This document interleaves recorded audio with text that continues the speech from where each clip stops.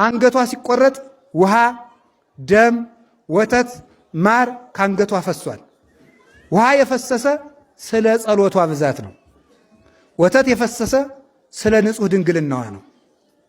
ማር የፈሰሰ ስለሚጣፍጠው አንደበቷና የክርስቶስን ቃላተ ወንጌል ስለመሰከረችባቸው አንደበቷ ነው። ደም የፈሰሰ ስለ ትዕግስቷ ነው፣ ስለ መከራዋ።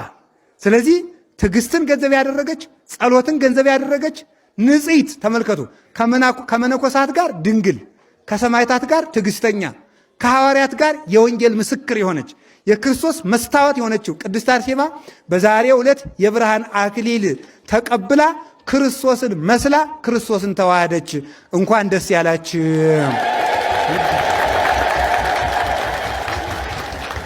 በኋላሳ ወለነሰ መጽሐፍን አንትሙ ጨረስኮ እዚሁ ላይ እናንተ የእኛ መጽሐፍ ናችሁ በሉ። የእኛ መጽሐፍ በሉ።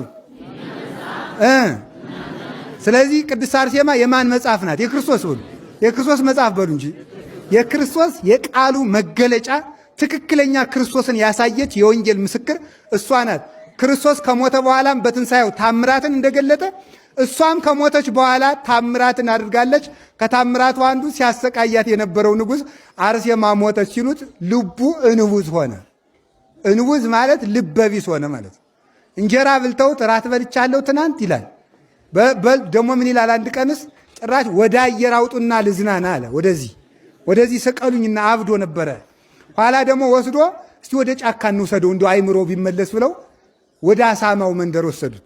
በዚያው ምን ይሆናል? ሪያ ሆነ፣ አሳማ ሆነ። ደግሞ በዚያው ማለት ጅራት አውጥቶ ቀንድ አውጥቶ እንደዚያ ሆኖ አውሬ ሆነ።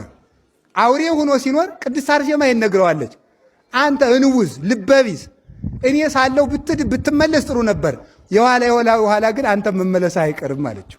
ነግረዋለች፣ ትመለሳለህ በቅዱስ። የሚገርማችሁ በቅድስት አርሴማ ልደት ጊዜ ጉድጓድ ውስጥ ተጥሎ ከቅድስት አርሴማ ልደት በኋላ ይቅርታ ጉድጓድ ውስጥ ተጥሎ የሚኖር ቅዱስ ጎርጎሪዎስ ዘአርማንያ የአርማንያው ሊቀ ጳጳስ ታላቁ ሊቅ የቅዱስ ጎርጎሪዎስ ነበረ። ንጉሱ ለክርስቶስ ሲመሰክር ጠልቶት ጉድጓድ ውስጥ ጥሎት ነበረ። ከጉድጓድ ውስጥ ሲጥለው አንዲት ሴት አይታ ነበረና በገመድ እንጀራ እያቀበለችው 15 ዓመት ከጉድጓድ ውስጥ ኖሯል።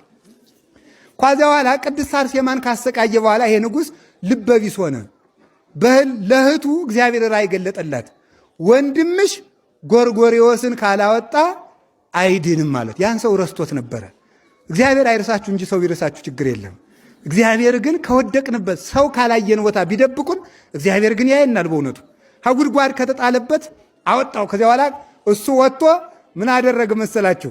ቅዱስ ጎርጎሪዎስ በፈረስ ሆኖ ድልጣድስ ሰታች ሆኖ ከዚያ በኋላ በጌታዬ በኢየሱስ ክርስቶስ ታምናለህ አለው። ሪያውን አዎ ብሎ አንገቱን ነቀነቀ፣ መለሰለት። እንዳይኮራ ግን ሰኮናውን የሪ አደረገው። እንዳይኮራ ነው።